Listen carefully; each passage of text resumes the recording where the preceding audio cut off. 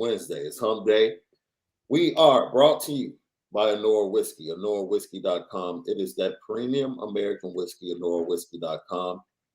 And if you're going to drink, by all means, make sure that you drink. Responsibly. Gotta drink responsibly. Wednesday, big topics, big things. Today, we're going to talk about what's a reasonable expectation. What's a reasonable expectation for Notre Dame next season? What's reasonable? We'll get into some of the players we expect to step up, but we'll start with the return of a player. Cam Hart, defensive back, made the announcement last night on his social media that he will be returning for a fifth season to the Notre Dame program, something that I think we saw coming from a mile away. Yeah. For several reasons, but just give your thoughts left on Cam Hart choosing to return for a fifth season. We kind of knew. I think he knows that he didn't have the season that he probably wanted to, dealing with some injuries, not playing at the level he feel like, he knows he can. He especially the year before, I think he definitely got challenged early on in the season, and then it just doesn't make it great when you're dealing with injury as well. But coming back for him would be beneficial, just like it has been for Isaiah Fauski, and I think he probably saw comfort in that. And even in Brandon Joseph transferring, he may even try to stay another year, depending on how things shake out. So I think that just adds to the veteran leadership, but also, Cam was a first starter as a receiver. Mm-hmm. I think, him just trying to get a better opportunity, getting more coaching by Coach Mickens and the secondary, I think is going to be really good for what it can really turn into, especially the second year under Al Golden and getting that trust developed and being able to get some of that NFL experience. I mean, it's not like he's with a coach that isn't preparing them to get to that next level anyway. So it's another good decision by Cam Hart, and hopefully he can get healthy and for his fifth year. And just to point out, I think, when you really go back and look, one of the most under the radar things that happened to this Notre Dame team. This Notre Dame team had a disappointing season, 8-4. No way they should have lost games to Stanford and Marshall. I don't care what happened or what things they had to overcome. But I will say this. Cam Hart ended the season, played the Fiesta Bowl hurt, ended the season getting his procedure done on his shoulder.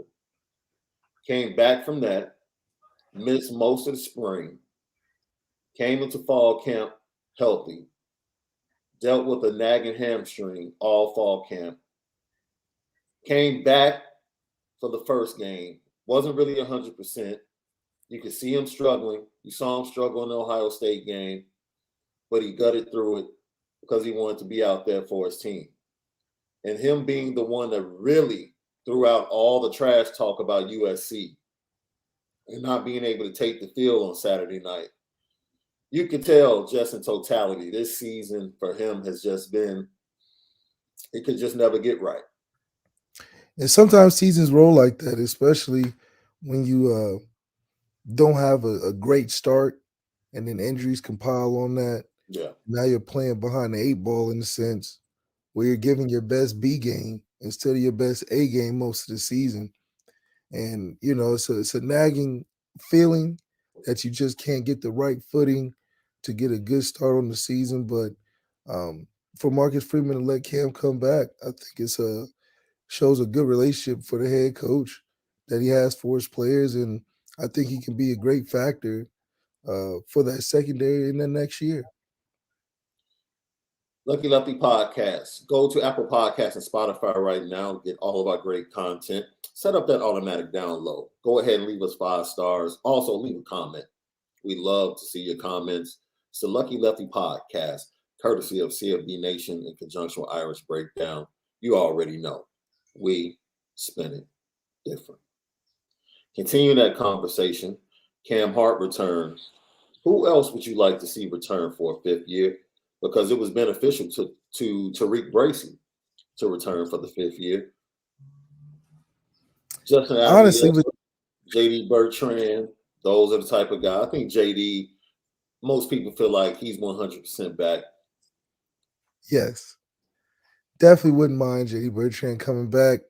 I think it'll be great just to see him in that leadership role, being that he's played in all the big games that you could play in to help those younger linebackers that are going to be on the field next year for sure, that he could be able to find his spots in there and really make an impact on the team. And I think a lot of the reason is that I also don't want everybody to come back either, just because I do think we should take advantage of the transfer portal. We should take advantage of what our young guys can really pop on the scene, like a Tyson Ford can really do. I think it's good to see guys want to come back to a program like this. It's not a program where even Georgia, they won a championship and got guys wanting to leave that started. So I think for Marcus Freeman to have that type of environment and community and culture for guys to feel comfortable and ready to come back at a top program, I think that makes a lot of sense. Justin Adamiola coming back would definitely bring leadership to a defensive front that looks to be a little young with guys like Tyson Ford, Jason Anye, as you talked about. Riley Mills will be along that defensive front at a big end or being used on the interior. You have Howard Cross coming back as well. I definitely think they're going to go to the transfer portal. We keep talking about options, and we'll talk about that in a little bit. Quarterback options in the transfer portal was truly needed on the Notre Dame roster, even though Kenny Minchie will be coming in early in January. I believe they report, if I'm not mistaken, January the 7th, with the first day of classes being the 12th.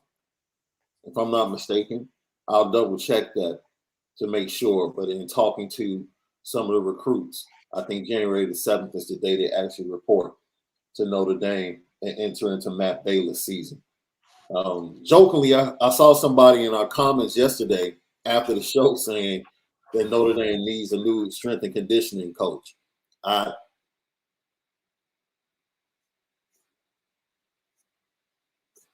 don't know why people feel that way. Like, I reject that statement. it's like, it's just fans after the season. They start to look for any and everything that they feel like can improve. They want to replace both coordinators. They want a new strength and conditioning coach. They want a new nutritionist. Like, whatever they feel like can make the team better. You know what can make the team better? Go recruit elite players. That's right. Go get elite players. That's what's going to help. Go get elite players, and you'll start to see the difference on the football field. I think Justin Adamiola might be one of the most important guys that need to return. Yeah. From a leadership standpoint. I truly believe that. Him and his brother and the energy that they bring, the respect that they bring. And I think a lot of people view Justin as a throw-in with Jason in the recruiting class that they came in. And Justin really started really low at the bottom on the depth chart and really worked his tail off to not only just get reps, but this year, I was very happy with his development, especially as a pass rusher. And he was getting after Caleb Williams a little bit in that first half on Saturday night. He just couldn't get him down, but he was definitely getting them outside of the pocket. Yeah, and that's what you want to see from a guy like that. You want to see a development portion that's added every year. I mean, every year he's given us something of a little more of a threat, and it's been really good to see that with what we're trying to do with Al Washington and how he's developing those guys. And I do think that him coming back is just another piece foundationally that we always have at Notre Dame to be able to transition younger guys into more experienced roles, but also not taking a step back because we have guys like JD and the Adamiola brothers and, Fauski this year coming back to really not let us miss a beat, but also let guys come up under them as well. Yeah. right now. So I see somebody in the chat asking if Justin needs to slim down. He's 6'2", 253. I mean, I don't know how much more weight you want him to lose playing the end because he still has to set the end. Khalid was around that. Yeah. He was around that size, I think, his last year, him and Dalen. So I think that's on point. He just got to get a little bit more of a bend, probably a little faster. Just on your takeoff. A lot of that is just technique that can get you Yeah. a little bit closer as well. Yeah, that comes from, let me show some love to Jay Carr. That comes from Jay Carr. Jay Carr, we appreciate you for that question.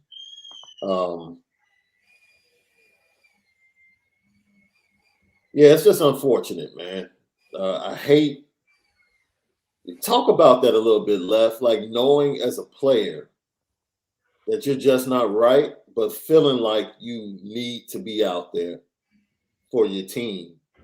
And then, you get the fan base looking at your performance and they're upset, leaving comments, not understanding what you're going through on a weekly basis just to get on the field.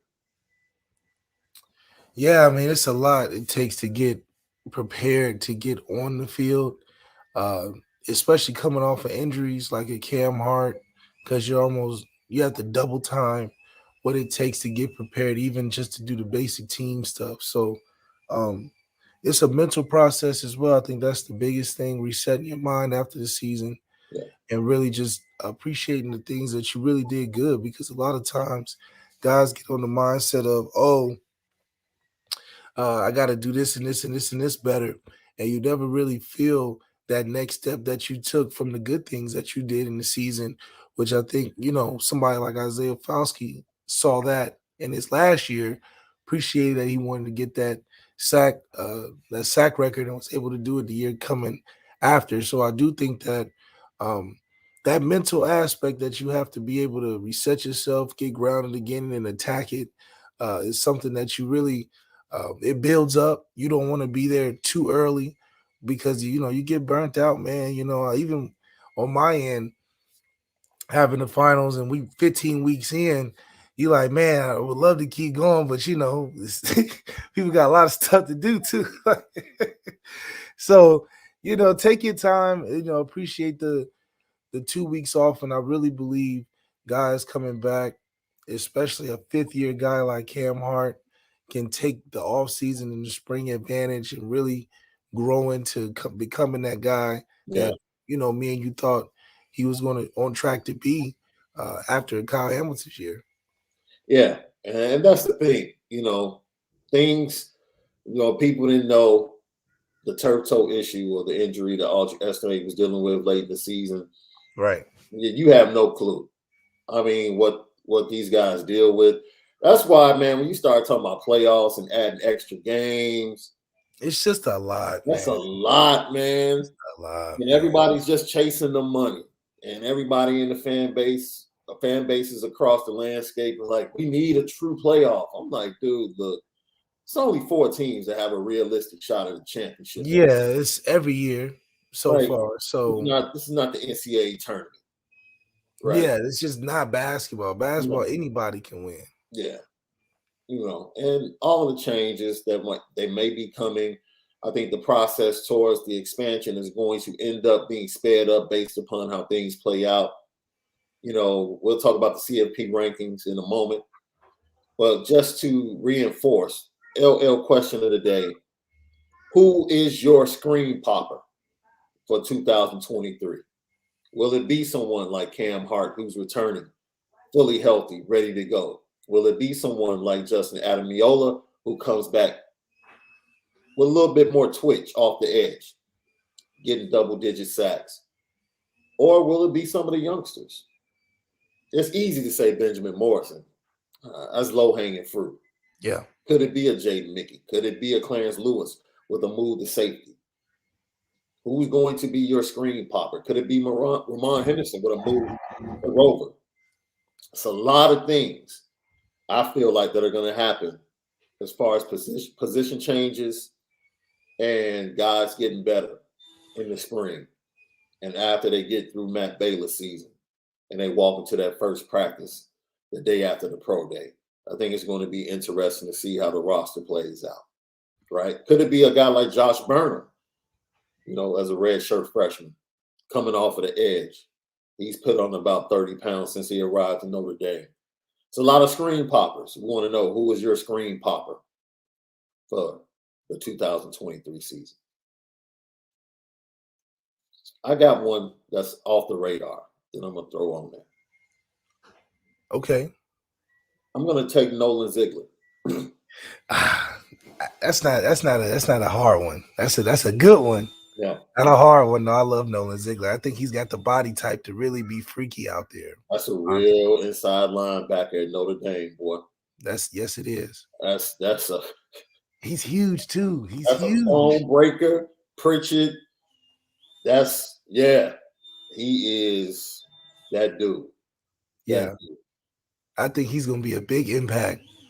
Kind of like how Jared Grace was early on, where he's just a tackler. He's a tackler. He's everywhere.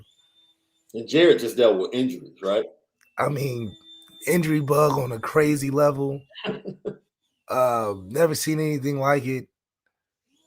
And sometimes it just never makes you the same, man. Yeah. Kurt Roberts throws Clarence Lewis in there. He thinks he will be a beast if he moves to safety. He plays better facing quarterbacks, and he'll hit you. Thank you, Kurt Roberts. Appreciate you for tapping in today. I like this one with the departure of Michael Mayer. Chris Unhearded says Eli Raridon, who will be coming off of that ACL, his second ACL.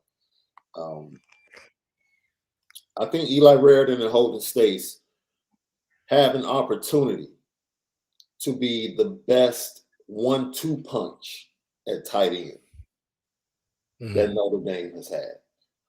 I didn't say either one of them will be the best, but as far as pass catching as a combo at the tight end, with Tommy liking wanting to use that 12 personnel the way he does, yeah. I think they have an opportunity to be the best combo. Now, I have to really go back in my mind, because Notre Dame always has one leaving and a youngster coming in, and they kind of cross. So I really because you got Cole Kmet and Michael Mayer at one point, right? Yeah, I think that was that Mayer's freshman year. Yeah, maybe. I think you're right.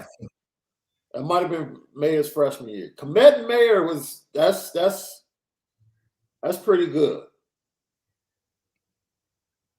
No, we never have no. Well, Brock Wright and Cole and Tommy Tremble. Yeah. That's a good combo. Yeah. It was Cole, Tremble. Definitely Cole, Tremble. Koyak and Troy Nicholas. That was a hell of a blocking combination. Yeah. For sure. Who was there with I mean, Durham's underrated, the best tight end that we've ever had. That's so funny. Durham underrated is the best tight end next to Kyle Rudolph. Facts. And it, like, just from a career standpoint, he's the oldest Dolphin on the team. He's like a 6-year guy. He's been the perfect role since he got into the league. I mean, he is right there under Kyle Rudolph in terms of just career tight end at Notre Dame that descended to the league, which is pretty cool. Double down. This is a great comment. Double down. Thanks for tapping in. He said, throw a dart at the running back room, and there's a great chance you'll hit a screen popper. Yeah, Jadarian Price coming back. I have a question. And LL Nation, you guys can jump in as well. This is you, Malik. Marcus Freeman hits you up. Says, Malik, I want you to come be part of the staff. You got your first meeting before you guys have your first practice. You guys break the coaches' meeting.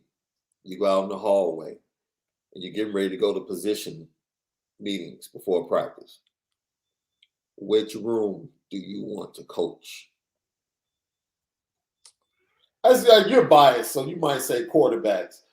But like, just which room, which position would you love to be coaching? I would say on your squad, the receivers. But obviously the quarterbacks, but the receivers would be a, a good experience. I think Chancey Stuckey can do a lot with those guys, especially for them to be an impact on the team. I want to help a position that could be a huge impact for the team, and that's definitely our receivers.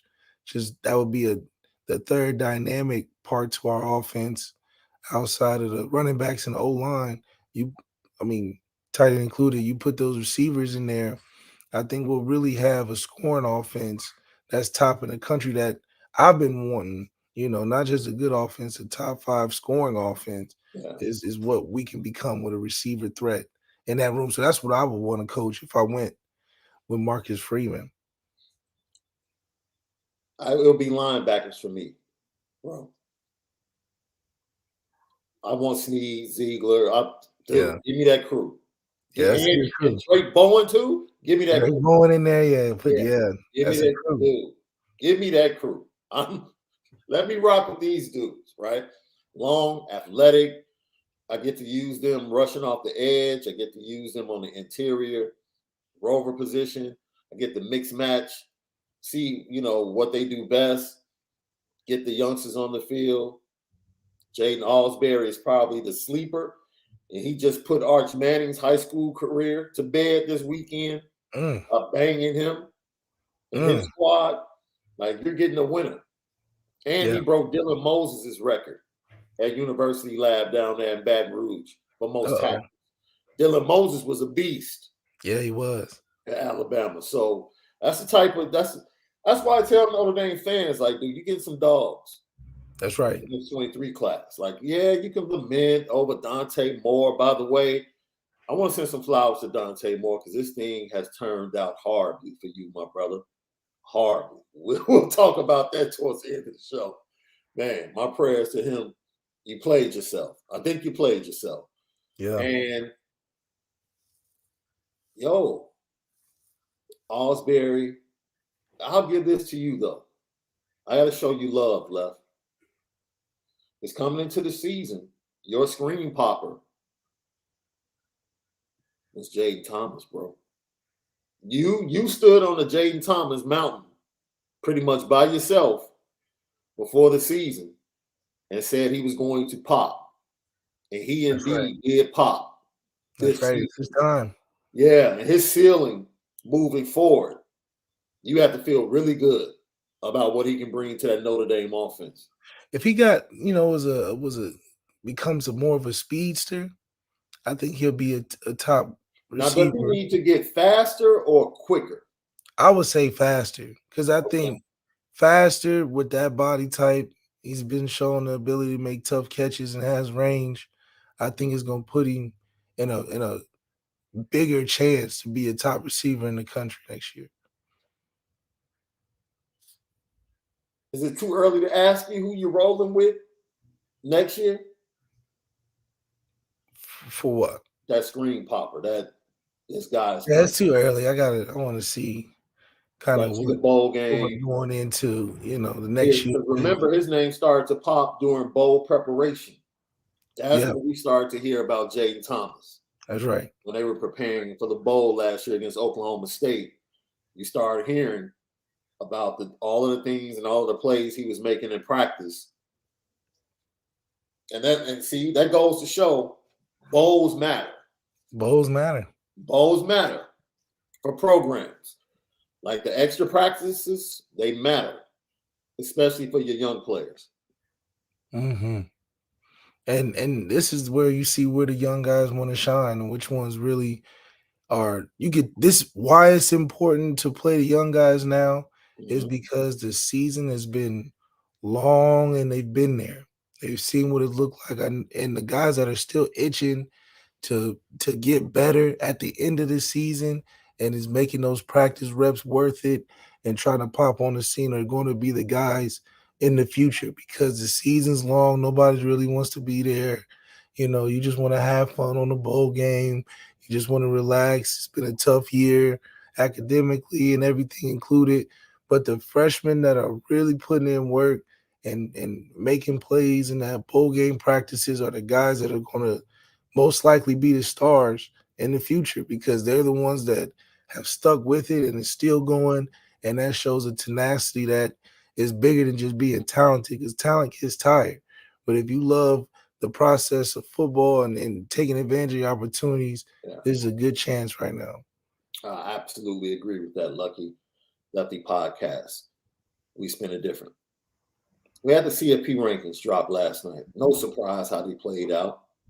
Notre Dame dropped 6 spots to Yeah, 21. we always dropping crazy numbers. This just But that just goes to show you, we predicted that if Notre Dame won, they would be a top 10 team with an outside shot at an NY6 we play. will have to. We will have to We, because we knew that was the case, and I contended that the second half of Navy probably held them back from being in the top 8, possibly. possible. So that just goes to show you, like, they show you the love, but if you don't handle your business, they're going to punish you They're gonna hate on you as a really big bad. brand. Absolutely, as a big brand. That's what they do, and they're consistent. I don't have a problem with anyone, personal or business, as long as they're consistent. If you show me who you are, then it's on me. They didn't want us even sniffing around no good bowl or nothing this year. They was like, oh yeah, y'all just gonna fall out at 8-4. Okay, we're gonna show y'all how we feel. But the fact that Alabama still has a shot, bro, is absolutely bananas. It's the Alabama Invitational. You know how this goes. It is. What's a playoff without good old Saban? Am I wrong? Because we'll get to some of the other teams. Am I wrong for feeling like it's Georgia and everybody else this year? Yeah, it's Georgia's game to lose. And it's just a matter of who's going to keep it close, because they're going to win by like 21 points, I think. Yeah. Because the matchup as it stands now, Georgia would end up facing USC. And I can tell you right now, Caleb running around against that, that's another level of speed, bro. Like, he's not doing that versus them. no, But I think they could. I would like to see the game, but they have an offense that can compete, but defensively they can't compete. I would like, now look, this is the thing though. Kirby and Munson, this is the difference. They're not going away from the run. You're not, they're playing Georgia football. Period. Doesn't matter. They're playing, you have to stop this run. I don't care if you play well against it in the first quarter. You have to stop this run for 4 quarters. Can USC withstand that? Right? Because I don't think, unless Georgia commits a bunch of turnovers and gets them on short fields, I think it's going to be a close game, and I think they wear USC down. And honestly, Notre Dame would have been right there with USC if it were not for the 2 turnovers. And that's just being honest. Oh, absolutely. Yeah. If it weren't for the 2 turnovers. I don't look. Someone says Michigan could keep it close. I saw that. I've seen that.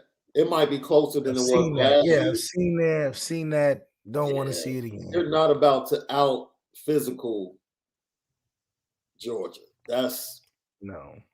You need a quarterback that can drop back and make plays, and you need some stud receivers.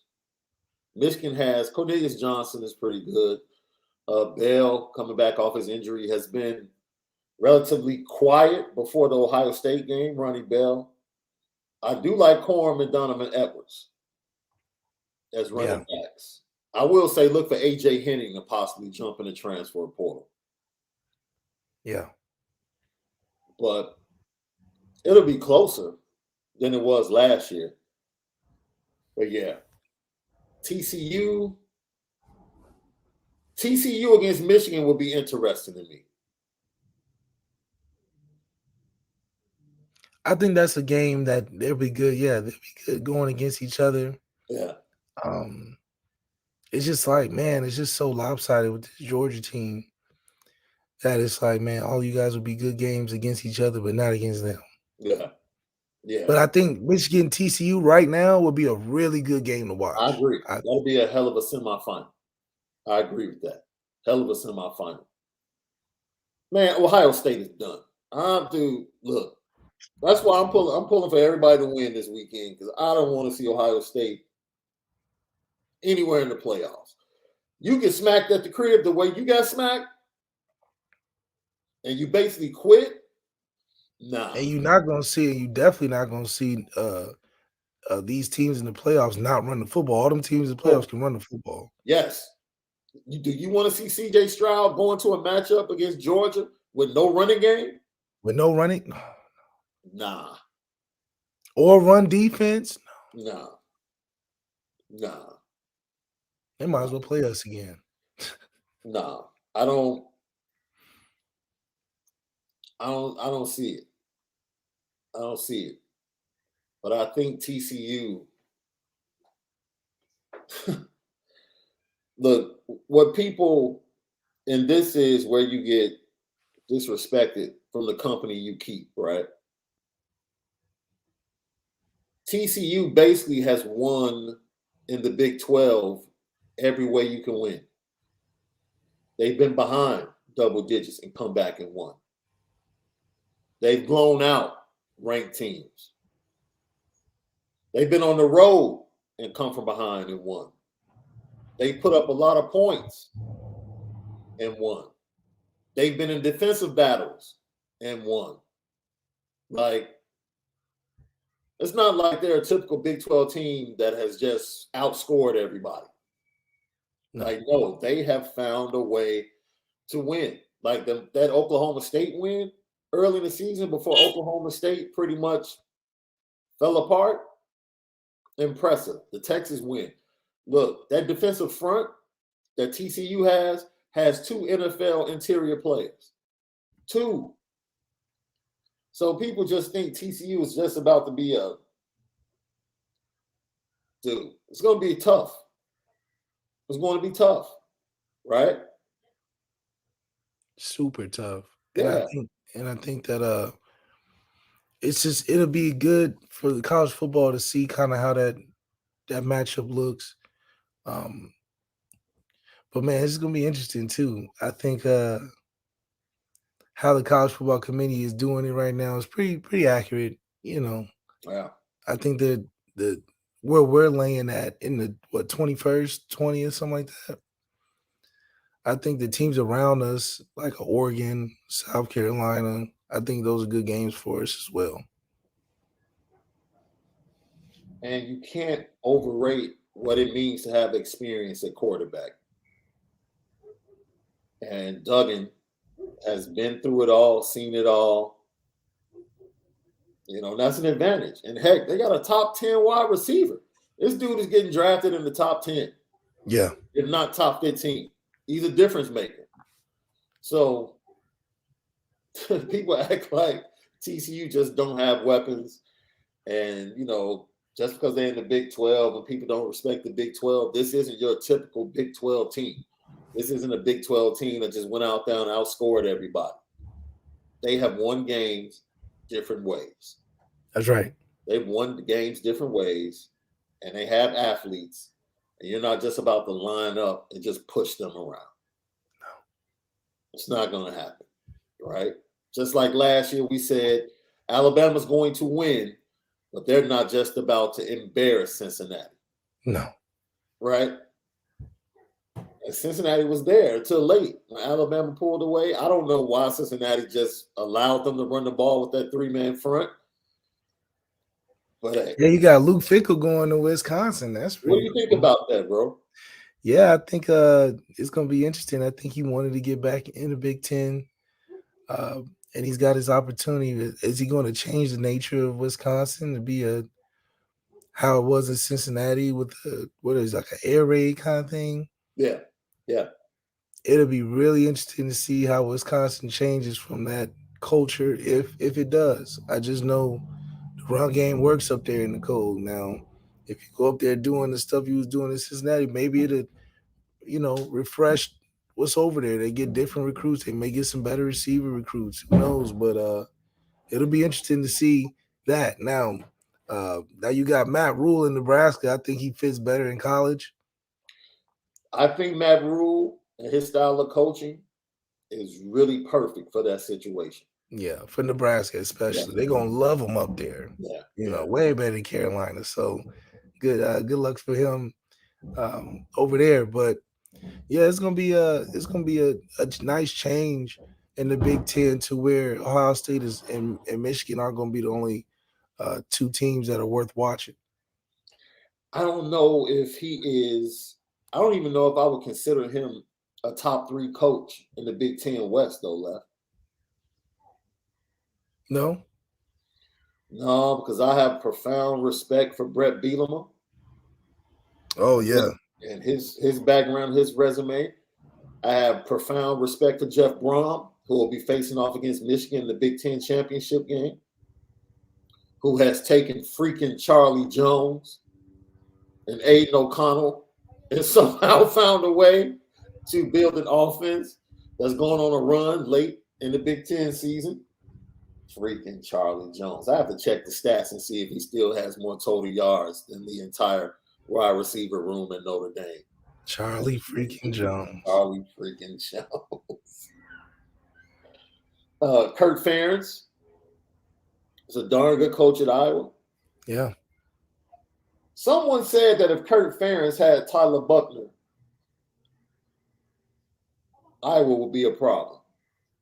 Probably. I think so. I don't see Tyler leaving, but he is literally a quarterback away. If he got Cade McNamara, it probably would be an upgrade. Who? Kurt Ferentz in Iowa. Oh, yes. I think Cade McNamara would be a great addition to what they do over there. Just because it fits. I think Drew Pine would be good over there. Tyler Buckner would be good at Kansas State, I think.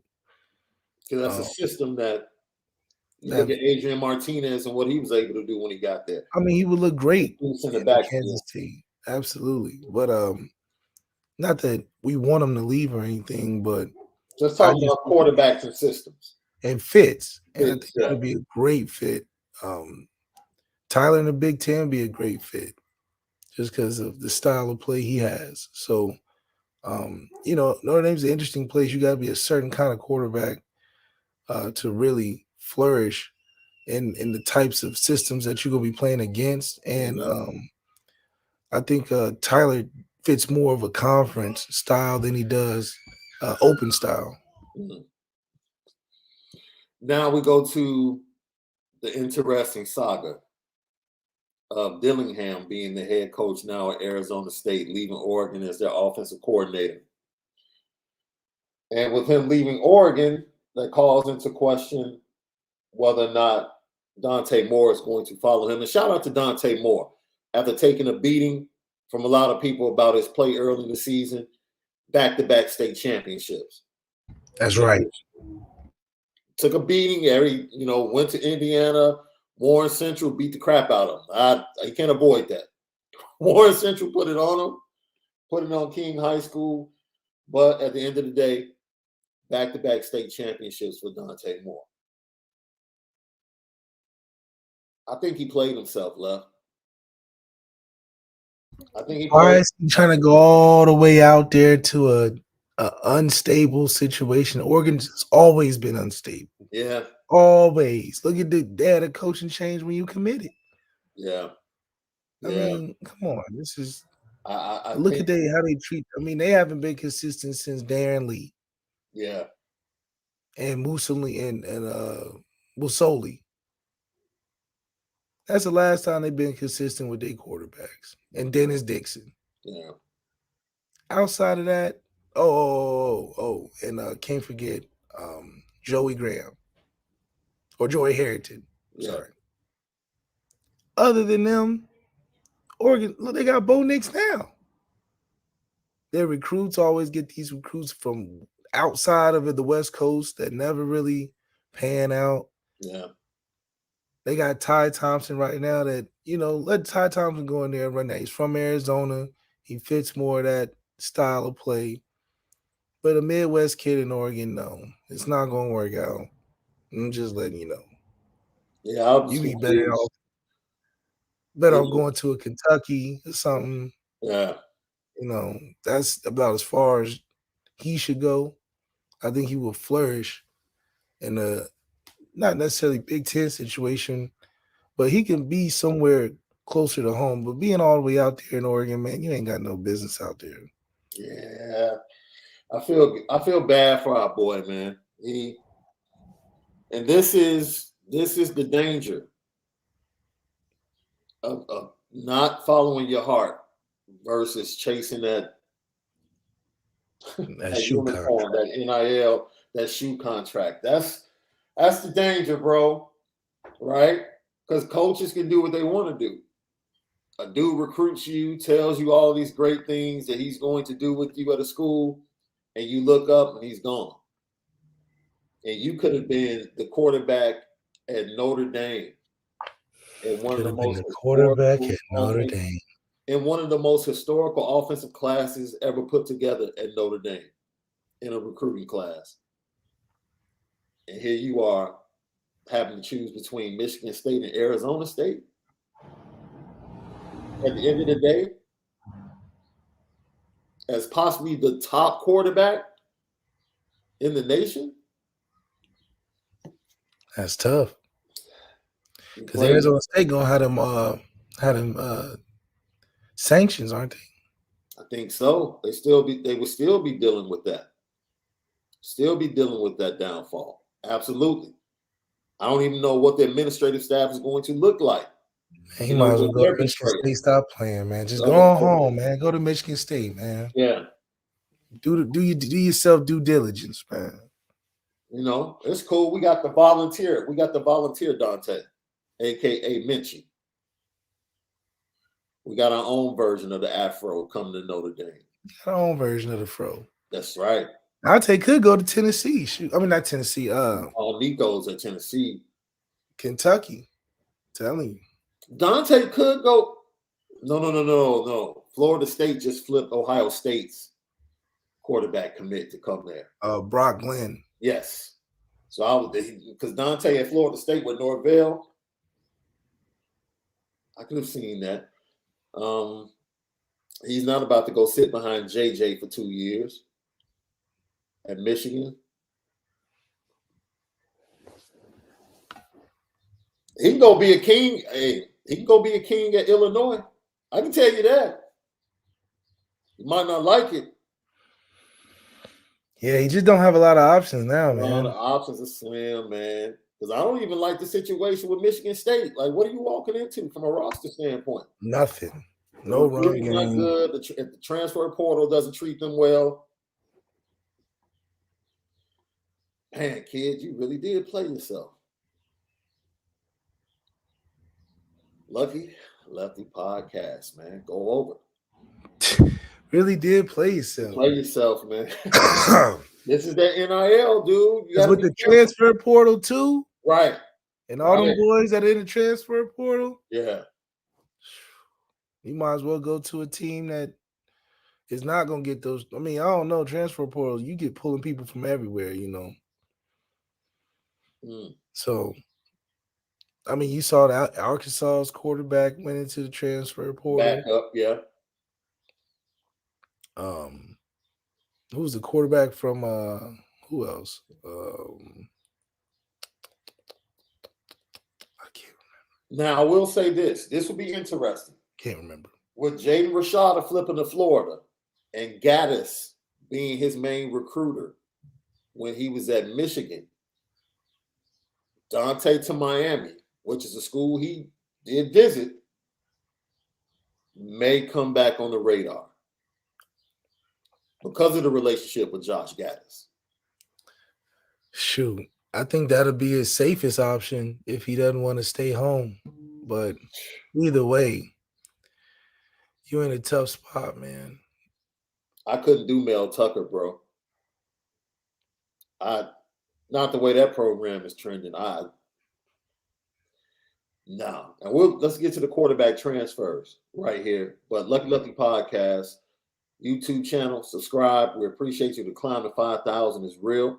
LL Nation, we eclipsed 3,000 in the first year because of you. We haven't even done it. Yeah, we've done over a full year. But it was because of you that we got the 3K. Now the climb to 5,000 is the next goal. Subscribe. Hit the notification bell. Hit the like button. Let everybody know. Lucky Lefty Podcast. Fastest growing podcast connected to Notre Dame football and college football talk.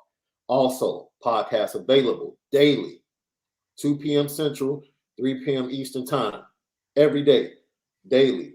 Apple Podcasts, Spotify, CFB Nation, in conjunction with Irish Breakdown. It's the Lucky Lefty Podcast. We indeed do spin it different. It's a lot of names that have jumped into the portal, bro. But specifically at the quarterback position. You got Cade McNamara. Yep. You got Sims. Sims. You got Hudson Card. Hudson Card, yeah. You have the kid from Tulane, the quarterback. Yep. Who might be looking to improve his stock in the NFL draft. Tulane's had a great season. Great season. He go to a major school and transfer from Tulane after this year. It's a lot of things going on. Notre Dame possibly will be in the portal for the quarterback situation. Are you trying to go out and get a dude that can compete? Or are you trying to go get a dude that's like, yo, come lead us? We definitely need a dude that's going to come lead us, but I also think we should also bring in another guy to push the room as well.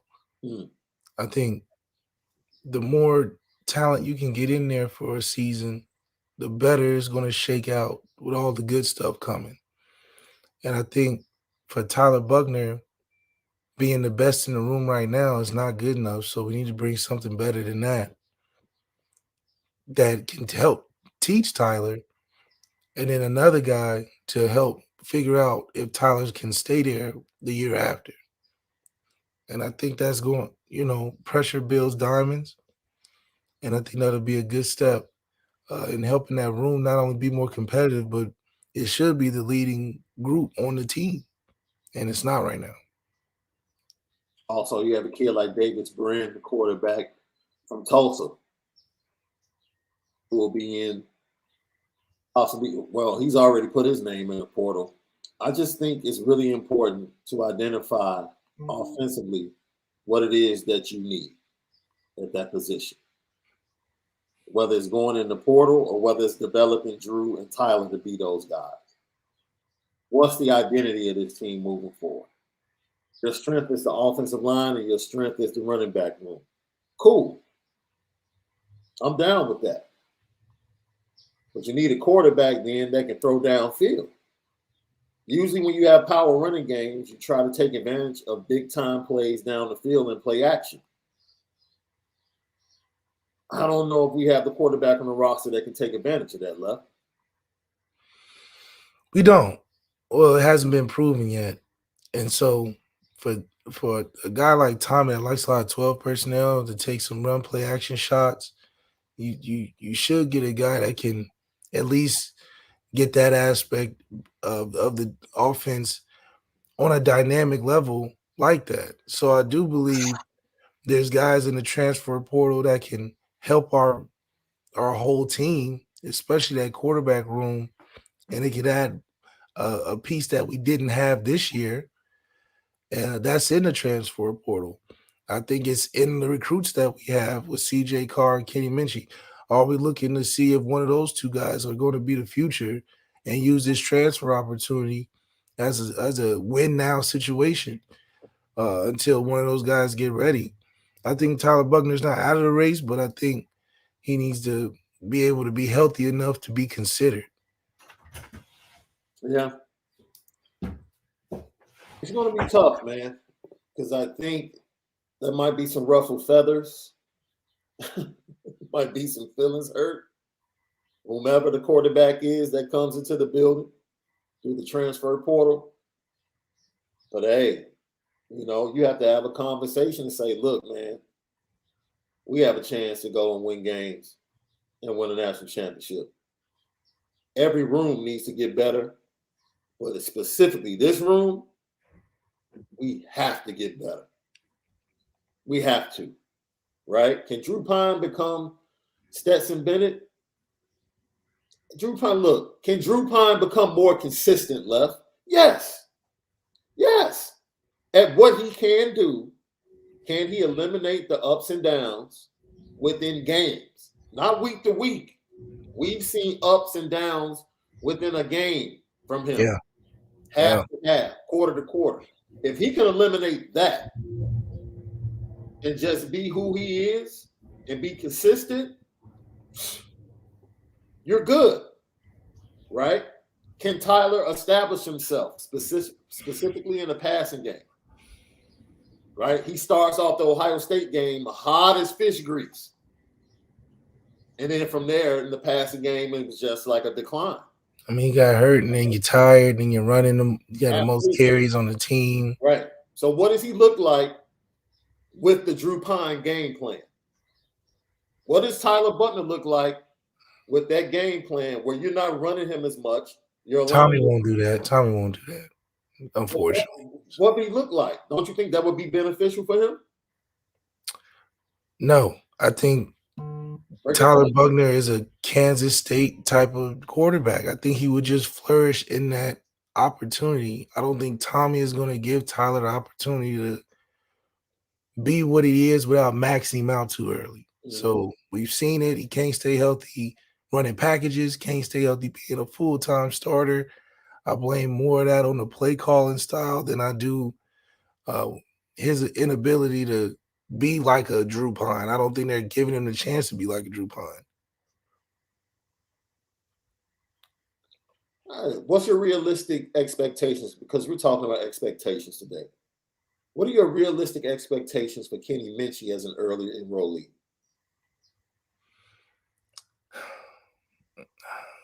I don't know. I mean, I would love to see us try to use a true freshman in there to get his feet wet with great talent around him, because the guys that we put in that are veteran in it, we know what they can do. But this is not a season about knowing what we can do. I think this is a season about taking a chance on being and growing a guy from day one that has the talent that can win games and still do what you need to do. Yeah. What's your expectations of Tommy Reese? And the reason why I asked you that, Left, I think Tommy is taking things personally. And what I mean by that is Tommy knows what has not been done at Notre Dame, whether it's quarterback recruiting, quarterback development, and the offense never really eclipsing 40 points per game or being a top scoring offense. He knows. You get this recruiting class. You have Tobias Merriweather. You start to see other young wide receivers come alive against USC. You have this offseason where everyone should get better. Jaden Thomas popped this year. He should get better and take another step. You have weapons. You can't sit in and say, yeah, you might not have the elite Marvin Harrison Jr. type weapons, but you have weapons to be able to move the ball and put points on the board. I think Tommy understands what needs to be done, and I think he wants to accept the challenge and prove.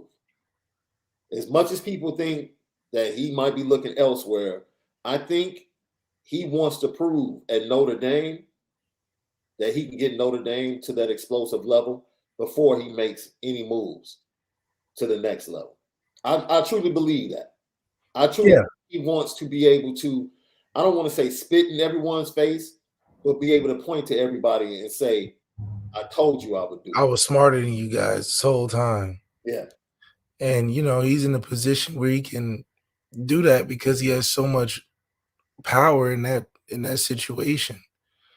And so I just think that he's more of I'm a jam a square through a circle hole than he is let me adapt and adjust and get to what everybody else is doing. Tommy is not going to do what everybody else is doing. I'll tell you that right now. And he's going to do it his way. Mm-hmm. And if it works that way, great. If it doesn't, he's going to get opportunities somewhere else to do it his way. So I think that's the only thing hold me back on how this quarterback situation is going to plan out because he's Yeah. going to get the one that he likes the best, and that may necessarily be the best for what the team can take advantage of, but be the best for what he can do for his offense. So we'll see how it goes.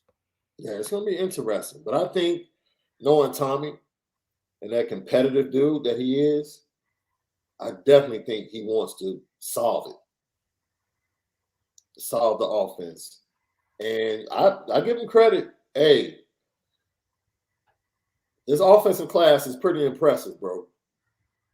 How you use it is going to be more impressive, though. There you go. There you go. Absolutely. Because you can go and buy the finest groceries, all organic.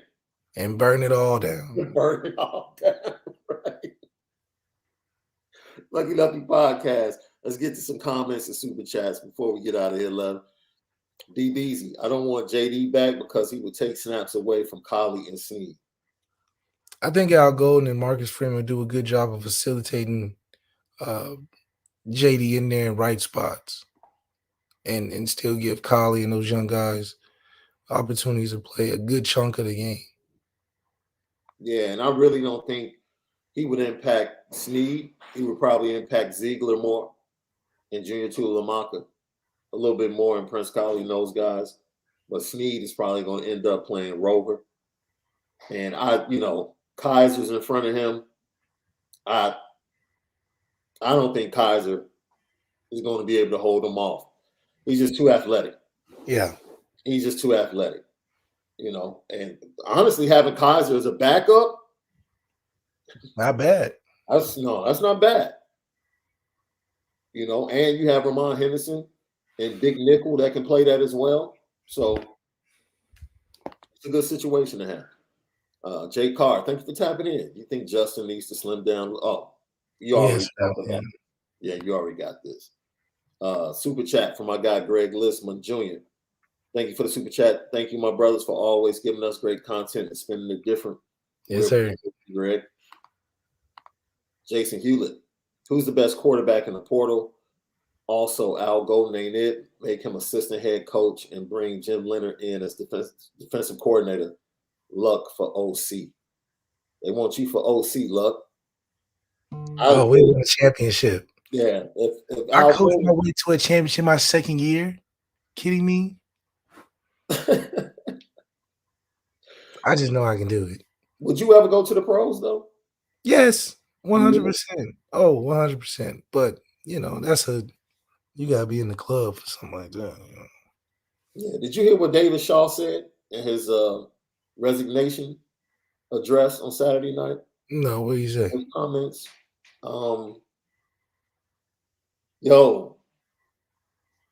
He just talked about, someone asked him, why was it time? And he basically was like, dude, as a college football coach, I get 2 weeks off a year. And to hear him break it down, he talked about it for 7 to 10 minutes, but for him to break down his full schedule every year, I started to feel bad for all college coaches. I'm like, man, y'all cats, I don't know how y'all keep y'all marriages intact. He was like, literally, we get 2 weeks off a year. That's it. And then he said the only reason we're not on the road right now, right after this game, is because they changed the rule. It had a no contact week, the week of the championship game, leading up to the championship games. He said that's the only reason. So it's a grind. He said the NFL is much less of they have a lot more downtime.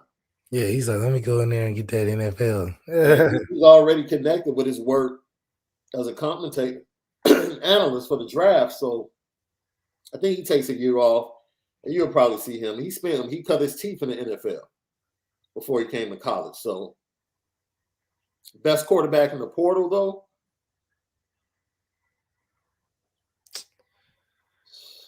It's whoever goes to the right fit, man. Honestly. It's really about fit, right? Because a lot of people don't like. They all about the same talent level, I like Sims with the right team. The right team. I like the Brain Kid from Tulsa with the right team. I like Hudson Card. I like Hudson Card a lot for us. You know, I think Hudson would be great for us. no, I'm not. Cade McNamara would be a hard pass for me. Hard pass.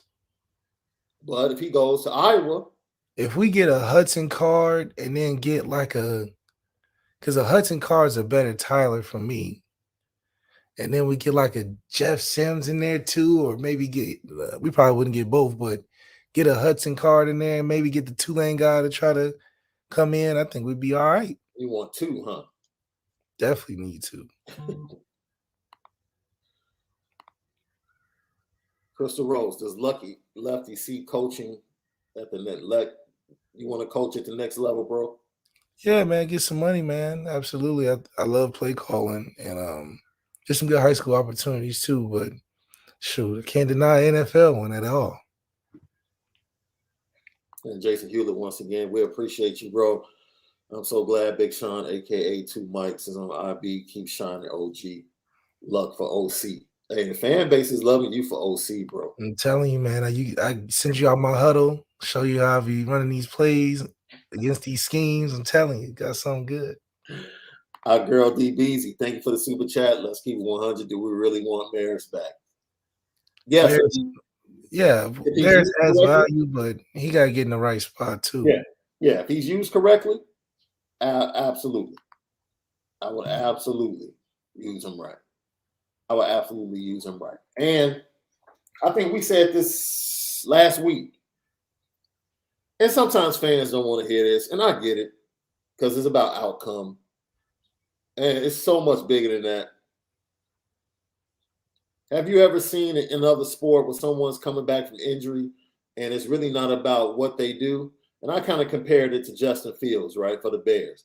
Like, no one cares about the Bears in Chicago. No one cares about the Bears record. No one cares. Get a high draft pick and see Justin Fields get better. That's all that matters. And as long as those two things matter, it's a successful season. It's a success, right? For Maris, playing every week was a success. He had a successful season. I agree with that. Coming back from the injury he had, which was significant, they babied him. They babied him through the spring. They babied him during the fall. And whatever you can get from him, and I still think they misused his talents. Yeah. Anything you get from him doesn't even compare to the fact that he was able to play a full season. That was the greatest accomplishment for him. He was able to play and hold up for a full season. And hopefully he takes a step next year and they use him correctly. I'll leave it at that. Apollo 27, thank you for the super chat. Malik, do you think Tommy Rees should go and move towards a more imaginative and experienced OC, in your opinion? Thanks, guys. Great show.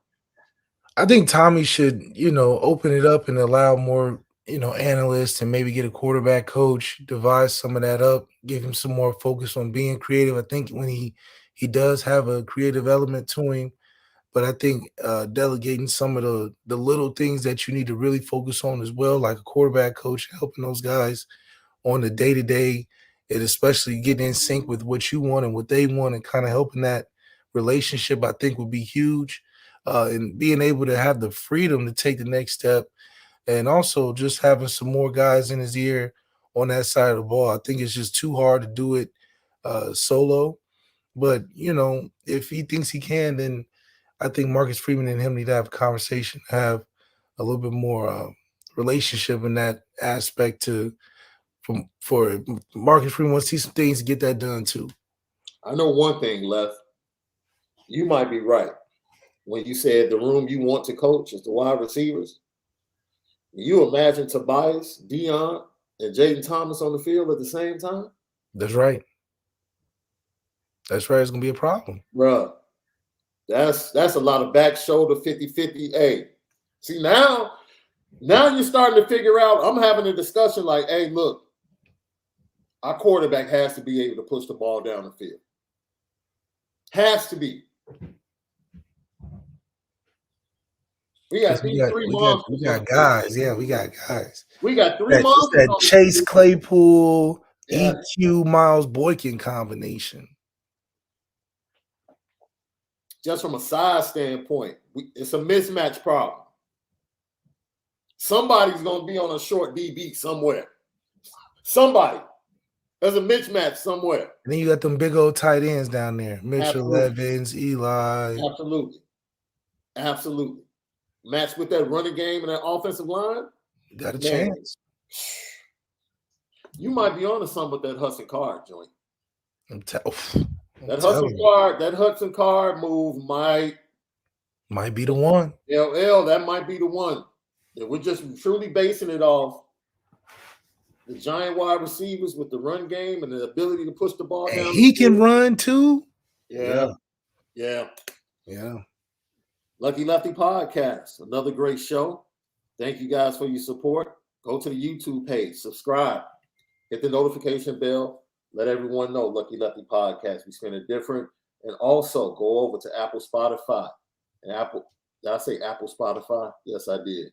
Go over to Spotify and Apple Podcasts and go hit the automatic download and download all of our great content.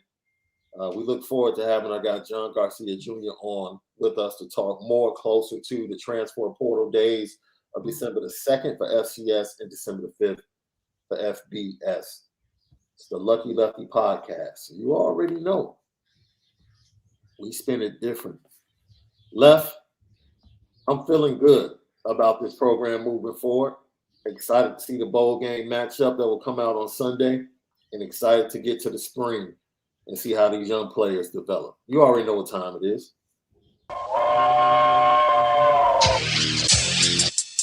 Petticoat.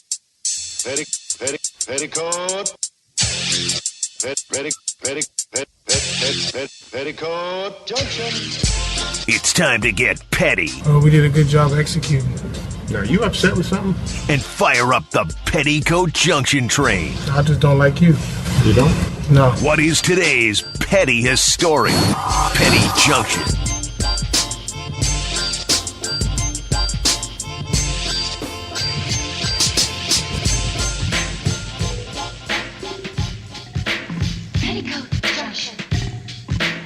Petty Junction, Petty Story of the Day, brought to you by Onora Whiskey, OnoraWhiskey.com. It's that premium American whiskey, OnoraWhiskey.com. Oh, man, it's a lot of people to put on the petty train. Man. We really didn't talk about this OBJ situation, bro, but my man refusing to put his seatbelt on, getting thrown off a plane, and his flight was back to LA. So he probably was trying to get back home to the family. Look, man, just put your seatbelt on, bro. Hey, unless you take that private stuff, but at that level, bro, I might just have to take the PJ. But I mean, I'll take the PJ if I'm with the family. Yeah. But if I'm by myself, I probably would still fly commercial. And I actually prefer Southwest, bro. I'm a Delta guy. I can't lie. Southwest and Delta for me. My experiences on Delta have absolutely been amazing. And usually those are my trips to Atlanta, because that's the major hub for Delta. But Southwest for me, bro, because I always get the A group. Southwest is slipping on their snacks.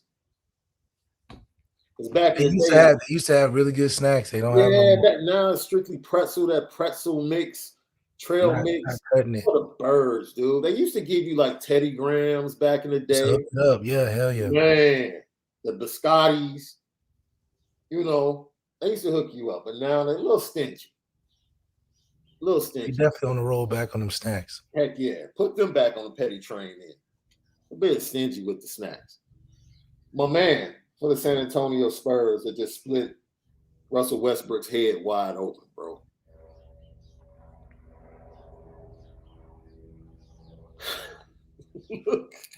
And then acted like he didn't know why Russ was bad. This dude, blood streaming down his face like he's a UFC fighter. Brian trying to calm him down, and my man is standing there like, "What? What'd I do?" Yeah, he was scared. Did you ever like when you hooped? Did you ever feel like, come on, man, that's because you all hooped against each other as brothers at Notre Dame? Did you ever feel like somebody just like, all right, dude, I understand we're competing, but you fouled me a little bit too hard? It's always one guy. There's always one or two guys that, they're bruisers. They really can't shoot. They think they're really good defensively, but they really hack.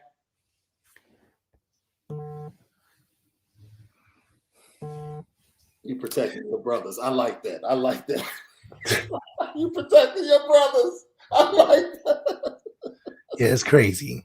I think the Russell Westbrook thing, man, to go back to that, it's just like when you're playing hard like that, he's out of control. It's kind of like, man, you catching your own elbows almost, flopping and flailing.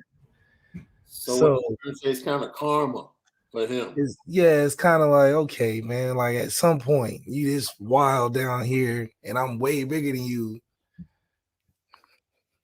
You might catch one of them chicken wings. You might think about it next time,